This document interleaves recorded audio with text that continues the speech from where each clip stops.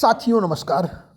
साथियों, महाकुंभ की महिमा विश्व के सम्मुख है। आजकल प्रयागराज में यह बृहद आयोजन दुनिया को अपनी तरफ आकर्षित कर रहा है। भारतीय जीवन दर्शन आधुनिक युग को अपने संस्कार देने की ओर अग्रसर है। इस महाकुंभ के माध्यम से तीर्थराज प्रयाग की भूमि में आयोजित धरती का सर्वश्रेष्ठ समागम अपनी अलौकिक छवि से हमारे देश के इतिहास पुराण में निहित सांस्कृतिक चेतना के सौंदर्य को दुनिया के समक्ष उद्भासित कर रहा है। इस बीच संचार प्रचार के विविध माध्यमों से अनेक संदर्भ प्रसंग भी हमारे सामने आ रहे हैं। यह देखना त्रासद है कि महाकुंभ पर्व के स्वरूप को लेकर संचार माध्यमों की तैयारी कितनी कम है। महाकुंभ के ज्योतिष शास्त्रीय निरूपण, धर्मशास्त्रों में महाकुंभ की महिमा, बृहत्तर भारत में व्याप्त उपासना परंपराओं की श्रेणियां, 3 नदियों और अक्षय वट में निहित पर्यावरण दृष्टि, विपुल जनसंख्या वाले देश का पीढ़ियों से महाकुंभ नहाने का व्रत, गृहस्थियों का, साधु संतों का, सबका कल्पवास जो प्रायः महीने भर चलता है, व्रत स्नान, दान, सेवा कार्य, लोक प्रबोधन, संगठन भाव, धर्म प्राण भारत के पूज्य धर्माचार्यों का एक ही स्थान में विराट सम्मेलन और इस प्रकार इस महापर्व से परिभाषित होते भारत भाव को देखने, पहचानने तथा उसको स्वर देने का प्रयास मीडिया में प्रायः नगण्य है। मीडिया कर क्या रहा है? आंकिक समीकरणों के द्वारा कुंभ को देख रहा है, क्रीड़ा कौतुक के दृश्यों के द्वारा कुंभ का वर्णन कर रहा है, त्याग और भोग की रोमांच कथाओं के द्वारा हमारे अध्यात्म भाव को मदारी का तमाशा बना दे रहा है। इस महान आध्यात्मिक अवसर के तात्पर्य को, इसके संदेश को जैसे भटका दिया गया है। इसी महाकुंभ में प्रस्थान त्रयी का स्वाध्याय प्रवचन करने वाले विविध संप्रदायों के पूज्य जगत गुरु पधारे हैं। इसी महाकुंभ में शताब्दियों से धर्म रक्षा के लिए कटिबद्ध आत्माहुति करने वाले मान्य अखाड़े और उनके पूज्य महामंडलेश्वर पधारे हैं। इसी महाकुंभ में आगंतुकों की निःशुल्क सेवा करने वाले अनगिनत संतों महात्माओं के आश्रम सेवारत हैं।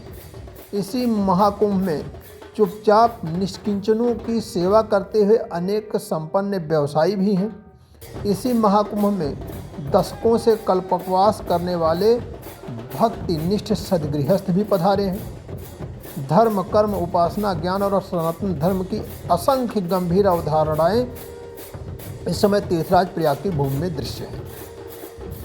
सुरक्षा, स्वच्छता, चिकित्सा, यातायात, विद्युत, जन सुविधा, लोक स्वास्थ्य आदि आयामों के असंख्य कर्मी पदाधिकारी दिन रात एक करके आयोजन को निरापद संपन्न कराने में लगे हैं।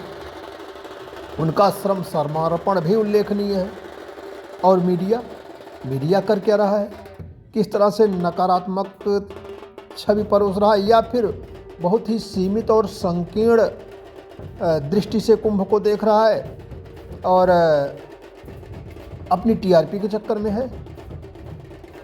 कर क्या रहा है? वह किसी विदेशी महिला के सनातनी हो जाने को प्रोपोगेट करने में लगा है। किसी डिग्री होल्डर साधु वेशधारी का इतिहास खोदने में जुटा हुआ है। उसकी असफल प्रेम कथा को उद्घाटित करना आवश्यक समझ रहा है। कुछ अपवाद छोड़ दिए जाएं तो हमारी सनातन आस्था का यह विशाल समारोह जैसे मनोरंजक मेला भर हो गया हो, ऐसा प्रतीत होने लगता है। अमृत पर्व की दिव्य योजना को विविधताओं से भरे मेले के रूप में प्रस्तुत करना केवल असावधानी भर नहीं है, न यह पीढ़ियों में पाली गई कुंठा का प्रतिफल है। महाकुंभ के ज्ञान सत्र, सेवा प्रकल्प, संवाद विमर्श, धर्म अध्यात्म परक आयोजन कौतुक धर्मी मीडिया की रुचि का विषय ही नहीं है। उसे तो क्रीड़ा चाहिए, केली चाहिए, कौतुक चाहिए। यूनेस्को के लिए जो कुंभ मानवता की अमूर्त सांस्कृतिक धरोहर है, वह रील बनाने वालों के लिए मानो खेल तमाशा है। बड़ी विनम्रता के साथ यह आग्रह उन सभी से है जो महाकुंभ को किसी भी माध्यम से प्रसारित कर रहे हैं कि महाकुंभ विराट उपक्रम है। इस पर लिखते बोलते हुए सावधानी बरतें, थोड़ा पढ़ें लिखें और आतुर होकर कुछ भी प्रसारित करने से बचें। लाइक, सब्सक्रिप्शन और व्यूअर्स की भूख सर्वग्रासी है। इस देश में भूख में देश के आस्था विश्वास की आहुति न दें। मुख्य धारा के मीडिया से विनम्र आग्रह है कि जिनमें से किसी एक का भी साक्षात्कार पाना कठिन होता है, ऐसे अनेक महानुभाव महाकुंभ में मंच माइक लगाकर बैठे। धर्म, समाज, हिंदुत्व, देश काल तथा पुरातन और अधुनातन में सतत विद्यमान सनातन भाव के आवश्यक बिंदुओं पर महत्वपूर्ण सामग्री लाने का कार्य करें तो यह अवसर सार्थक हो सकेगा। जनाकांक्षा के प्रति सरकार की प्रतिबद्धता और प्रयत्न का भी यह महाकुंभ एक बड़ा उदाहरण है। 2025 का महाकुंभ सनातन गर्व को उसकी समानता में परिभाषित करने के प्रयास के रूप में प्रयोग होना चाहिए। ऐसे बिंदुओं को चिन्हित किया जा सके जो हमारे गर्व को अर्थवान बनाते हैं, यह मीडिया का धर्म होना चाहिए और यही मीडिया की सफलता होगी।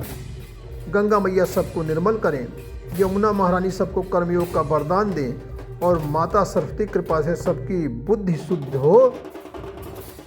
साथियों, यह जो अब तक का विवेचन था, यह विवेचन मूल रूप से मेरा नहीं है।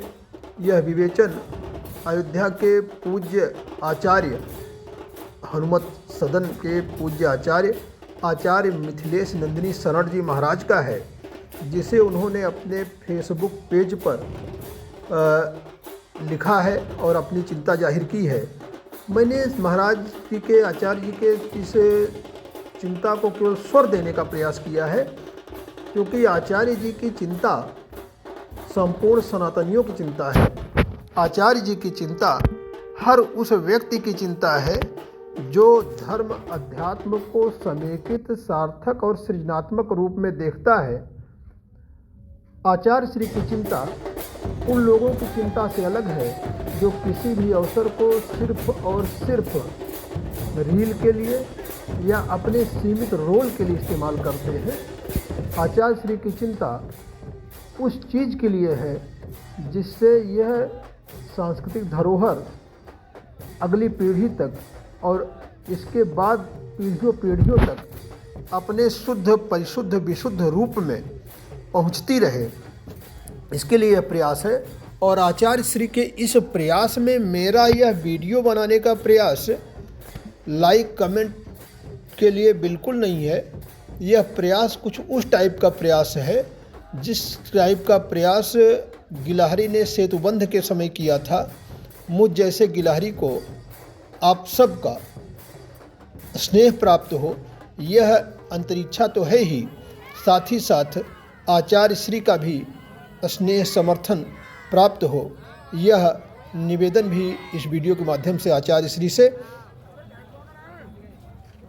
आप सब से एक निवेदन कि कुंभ जरूर आएं, स्नान करें, कुंभ टहलें, देखें और साथ ही साथ कुंभ के माध्यम से जो सीख है उसे अगली पीढ़ी तक सजो करके रखने का जतन भी करें।